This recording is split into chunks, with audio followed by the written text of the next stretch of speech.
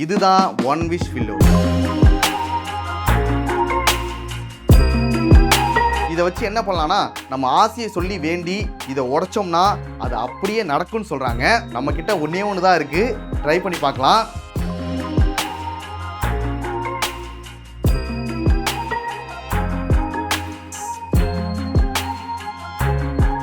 இப்போ என்னோட ஆசை என்னன்னா, லெஜெண்ட் அண்ணாச்சியும் அனலி படத்தோட ஹீரோயினும் ஒன்னா சேர்ந்து ஒரு படம் நடிக்கணும்.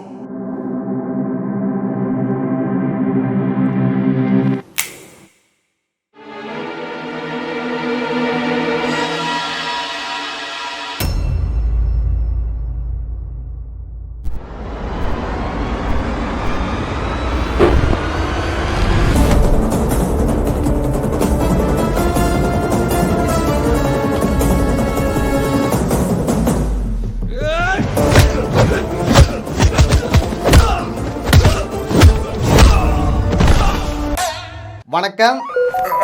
இந்த வீடியோவில் நம்ம என்ன பார்க்க போறோம்னா, நோ லாஜிக் சீன்ஸ். இன்னைக்கு ஒரு சிறப்பான சம்பவம் ஒன்று இருக்கு. 3 வருஷமா பில்டப் தான் கொடுக்கறாரு, உன்னத்தையும் உடைக்க மாட்டேங்கிறாரு. இதுல ஃபர்ஸ்ட் பார்க்க போறது அனலி.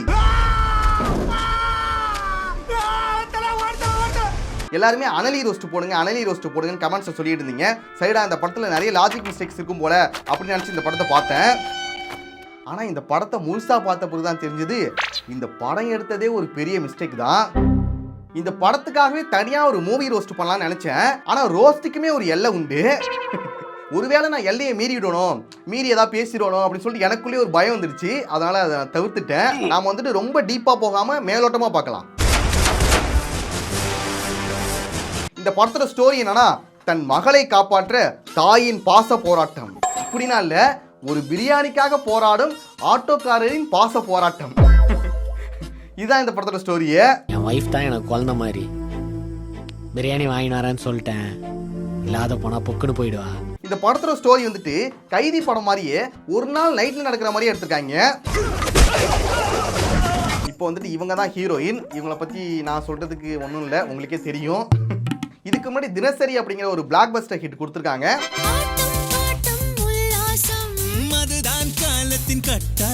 அந்த பிளாக் பஸ்டர் ஹிட்டை தொடர்ந்து இந்த படத்தை நடிச்சிருக்காங்க.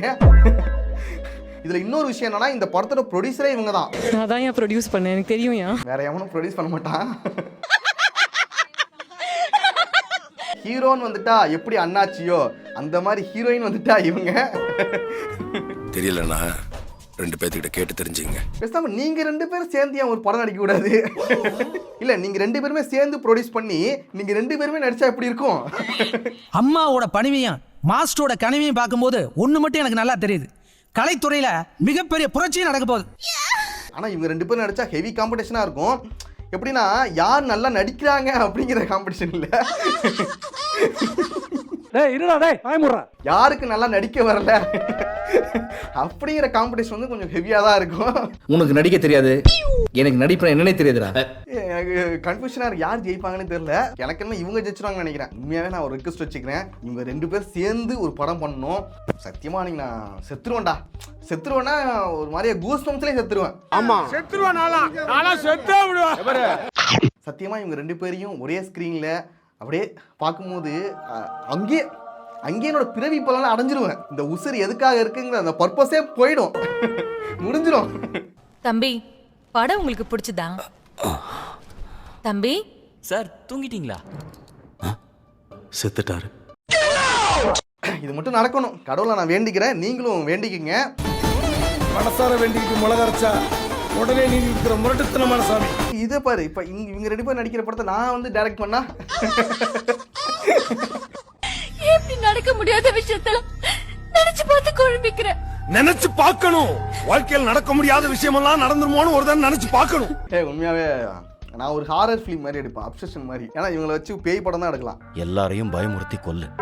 இருட்டிலே தான் இருக்கும் படம் ஃபுல்லா. தப்பா நினைச்சுக்க போறாங்க இவங்க. நான் வந்து ஹாரர் பேய் படத்தை சொல்றேன். இப்போ நம்ம கதைக்குள்ள வரலாம். ஹீரோயினும் அவங்களோட பொண்ணும் வீட்டுக்கு போறதுக்காக மிட் நைட்ல ஒரு ஆட்டோல ஏறாங்க. ஏறுங்க மேடம். ஓகே. இப்போ இந்த ஆட்டோக்கார அண்ணா என்ன பண்றாருன்னா, அவங்கள வீட்டுல போய் டிராப் பண்ணாம வேற ஒரு இடத்துக்கு அழைச்சிட்டு போறாரு. என்ன நான் இங்க நிறுத்தி இருக்கீங்க? மேடம் ஒரு 2 நிமிஷம் பிரியாணி பொட்டல மட்டும் புடிச்சுன்னு வந்தாரா மேடம்? பிரியாணி வாங்கினா ஹோட்டலுக்கு போவாங்க. இவன் என்ன பண்றான்னா ஒரு மாஃபியா கேங் கிட்ட போறான். எனக்கும் என் ஒய்ஃபுக்கும் குழந்தைங்க இல்லை மேடம். என் ஒய்ஃப் தான் எனக்கு குழந்த மாதிரி. பிரியாணி வாங்கிட்டு வரேன்னு சொல்லிட்டேன். இல்லாத போனா பொக்குன்னு போயிடுவா. டைம் ஏன்டா அதுக்கு காசு கொடுத்து பிரியாணி வாங்கலாமடா? நீ என்னடா ஓசி பிரியாணி கலஞ்சிட்டு இருக்க? ஒரு பர்த்டே பார்ட்டி போனா 2 நிமிஷத்துல பிரியாணி வாங்கிட்டு வந்துடுவேன். Please madam. ஒய்ஃப் ஆசைப்படுறாங்க, அவங்களுக்கு வந்து பிரியாணி வாங்கி கொடுக்கணும், இதெல்லாம் ஓகே தான். அதுக்கு ஒரு ஹோட்டலுக்கு போய் வாங்கி கொடுக்கலாம்ல? அப்படி இல்லைன்னா ஒரு ஸ்விக்கி ஜொமேட்டோ இதெல்லாம் இருக்கு, இதுல கூட போட்டு விடலாம். பிரியாணி ரெடியா கொடுத்தேன்னா அப்படியே கிளம்பினே இருப்பேன். ஆனா இவன் என்ன பண்றான்னா ஒரு மாஃபியா கேங் கிட்ட ஒரு ரவுடி கும்பல் கிட்ட ஓசி பிரியாணி வாங்குறதுக்காக வந்திருக்கான். கேக் தான் வெட்டிட்டீங்களா? பிரியாணி கொடுத்தா நான் கிளம்பிடுவேன். இப்போ அந்த மாஃபியா கேங்கோட தலைவனா சக்தி வராரு. Welcome to Lal's mafia. இது இவரோட வாய்ஸ் இல்லையே. இறங்கி வர மாட்டான்னு சொன்னலடா. இப்போ ஏன் டைம்? நீங்க கொடுத்தது ஆகணும். ஒண்ணும் இல்ல, இவர் வந்து வில்லனா, அதை காட்டுறதுக்காக கட்ட குரல்ல பேசுறாரு. இப்போ 100% எனக்கு தான். சேட்டா நீ ஏன் கட்ட குரல்ல பேசுற இப்போ? மறுபடியும் அதே மாதிரி தான் பேசுறான். இதுதான் என்னோட சொந்த குரல். இந்த கைதி படத்துல அர்ஜுன் தாஸ் பேசுவார்ல அந்த மாதிரி. இந்த பேப்பர்ல 5 போலீஸ்காரன் பேர் இருக்கு. அதுல வந்துட்டு அர்ஜுன் தாஸோட வாய்ஸே அப்படிதான் பேசியிருப்பாரு. இவர் வந்துட்டு அதே மாதிரி ட்ரை பண்ணியிருக்காரு.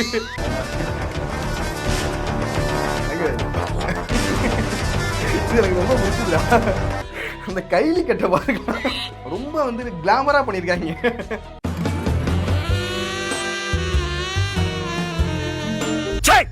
பாருங்க,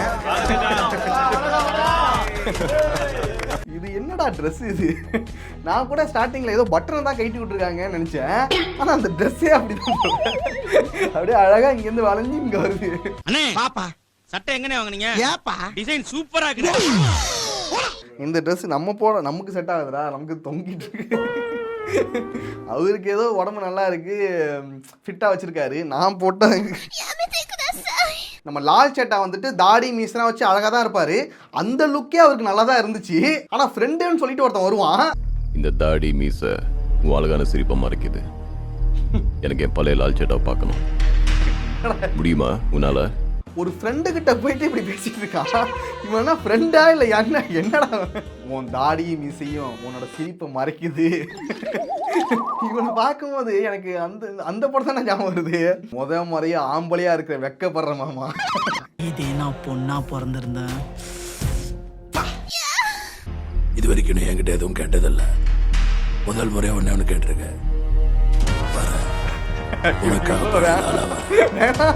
இந்த நண்பர்கள் சொல்றத மட்டும் எப்பயுமே கேட்காதீங்க. உனக்கு தாடி மீசை நல்லா இல்ல, ஷேவ் பண்ணிட்டு நல்லா இருக்கும் அப்படின்னு சொன்னா மட்டும் யாரும் நம்பாதீங்க.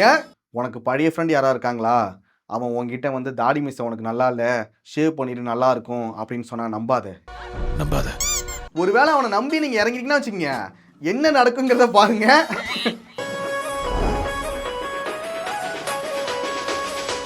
வாவ், அழகே பொறாமைப்படும் பேரழகன். அப்படின்னா ஒண்ணும் இல்ல, கொஞ்சம் சுமாரா தான் இருக்கான். என்னோட கொஞ்சம் அழகு கம்மி தான்.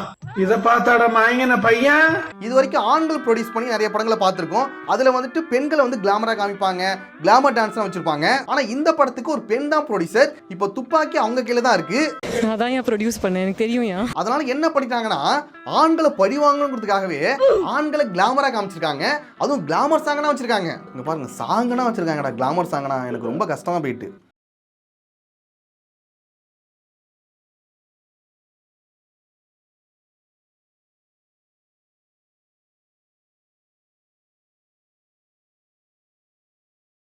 ஆண்களை கேவலப்படுத்த வேண்டும், ஆண்களை கொச்சைப்படுத்த வேண்டும் என்ற ஒரே குறிக்கோளுடன் வெளிவந்திருக்கிறது. அந்த படத்தில் சில அருவருக்கத்தக்க காட்சிகள் இடம்பெற்றுள்ளன. பிரியாணி கொடுத்தா நான் கிளம்பிடுவேன். என்ன நடக்குது, என்ன பண்ற நீ? நாங்க என்ன பிரியாணி கடை வச்சா நடத்துறோம்? ஏங்க அதான் கேட்கலாம் விட்டுட்டீங்களே, எனக்கு பிரியாணியை போடுங்க, நான் எடுத்துட்டு போகணும், எனக்கு டைம் ஆயிடுச்சு. சந்திக்கு போகணும், ஆட்டோ வையும், காசை கொடு. இப்போ இந்த ஆட்டோக்காரரை காப்பாத்துறதுக்காக ஹீரோயின் வருவாங்க. அப்படியே அவங்களும் மாட்டிப்பாங்க. அப்படி இப்படின்னு ஒரு மாதிரியா போகும் கதை. இதோட இந்த அனலி படத்தோட ரோஸ்ட் போதும். நானே எல்லையை தாண்டக்கூடாதுன்னு நினைச்சேன், ஆனா கொஞ்சம் தாண்டிட்டேன் போல. எல்லையை தாண்ட மாட்டேன்னு சொன்னா தாண்டிட்டாமா, எல்லையை தாண்டிட்டான். இந்த அனலி படத்தோட ஃபுல் ரோஸ்ட் வேணும்னா நீங்கள் வந்துட்டு இந்த வீடியோக்கு ஒரு 40,000 லைக்ஸ் கொடுத்தீங்கன்னா பண்ணிடலாம். வராது நம்புகிறேன், அதனால சொல்கிறேன். அடுத்து மிஸ்டர் எக்ஸ் படத்தில் ஒரு சீன் ஒன்று பார்த்தேன்.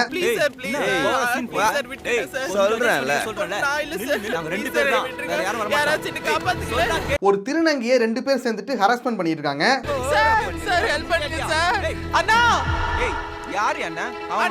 அதை நம்ம ஹீரோவும் ஹீரோயினும் பார்த்துக்கிட்டே போயிட்டு இருக்காங்க.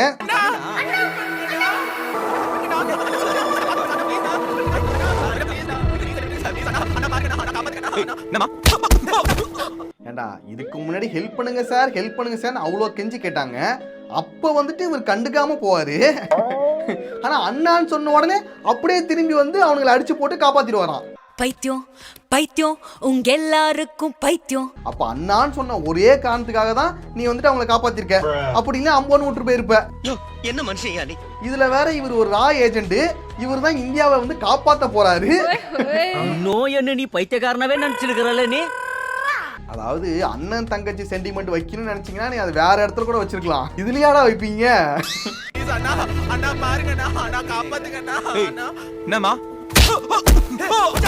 நீங்க தான் இந்த படத்தோட ஒரு உண்மையான ஹீரோவா இருந்தா அவங்க சாருன்னு சொல்லும் போதே நீங்க போய் காப்பாத்திருக்கணும்.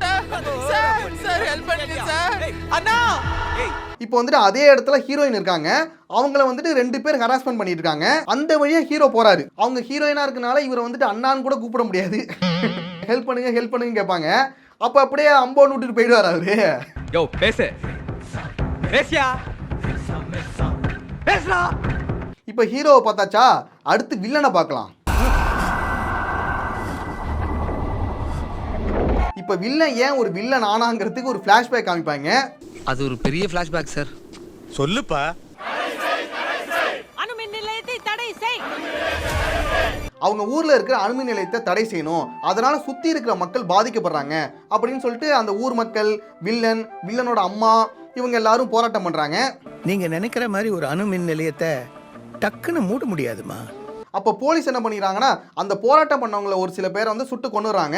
அப்போ வந்துட்டு வில்லனோட அம்மாவையும் சுட்டு கொன்னுறாங்க.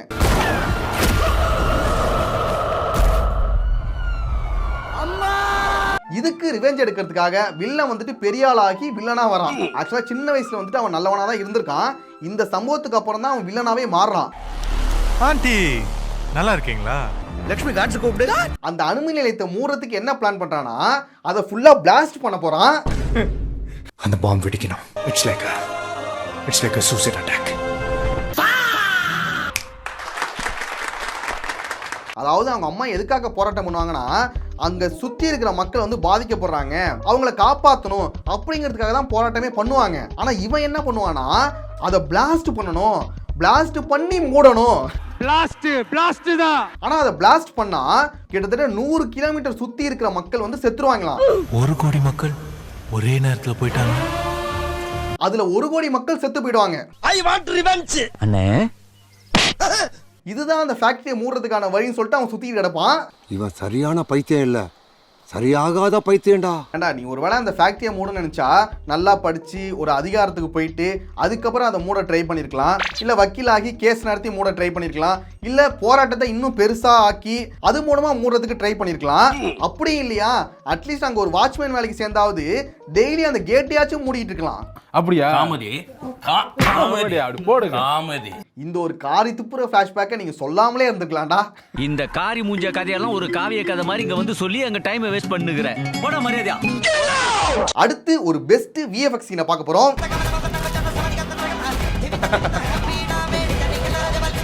இந்த சீன்ல பாருங்க எவ்வளவு மொக்கையா பண்ணிருக்காங்க, எவ்வளவு ஈஸியா கண்டுபிடிக்கிற மாதிரி இருக்கு. நீங்க வேணா ஒரு முறை பாத்துக்கோங்க. கண்டாவியே இத போய் க்ளோஸ் அப்ல எடுத்து வச்சிருக்காதே. ஆனா போஜ்புரி சினிமாவை பொறுத்த வரைக்கும் VFXல அவங்கள அடிச்சுக்க ஆளே கிடையாது. நாம தான் வந்தாச்சு. ஒரு எக்ஸாம்பிள் காமிக்கிறேன்.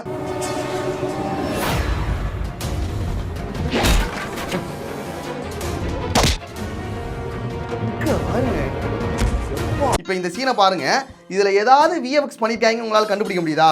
முடியாது. சொல்லவே முடியாது. யாரா இருக்கீங்களா?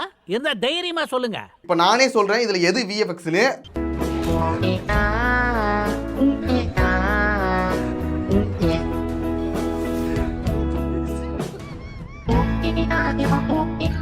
அவர் கையில வச்சிருந்தாரு ஒரு கட்டை, அதுதான் விஎஃப்எக்ஸ்ல பண்ணுது. எனக்கு புரியலைங்க, ஆக்சுவலா புரியாம தான் கேக்குறேன். நான் வந்து பார்த்து கடைசியில கொஞ்ச நாள் விசித்திரமா இருந்துச்சு, கொஞ்ச நாள் ஆச்சரியமா இருந்துச்சு, கொஞ்ச நாள் பைத்தியம் முடிச்சிச்சு, இப்போ வந்து சீன் ஆயிடுச்சு. இப்ப விஎஃப்எக்ஸ்னா எதுக்காக பண்ணுவாங்க? நம்மளால பண்ண முடியாத விஷயத்த, நம்மளால காட்ட முடியாத விஷயத்த விஎஃப்எக்ஸ்ல பண்ணி காட்டுவாங்க. ஆனா போஜ்பூரியை பொறுத்த வரைக்கும் சும்மா பாம்பு போட்டு விளையாடுற மாதிரி சின்ன சின்ன விஷயத்த கூட விஎஃப்எக்ஸ்ல தான் பண்ணுவாங்க. சின்னதா. ஓகே நண்பர்களே, அவ்வளவுதான் வீடியோ. நெக்ஸ்ட் ஒரு வீடியோல பார்க்கலாம்.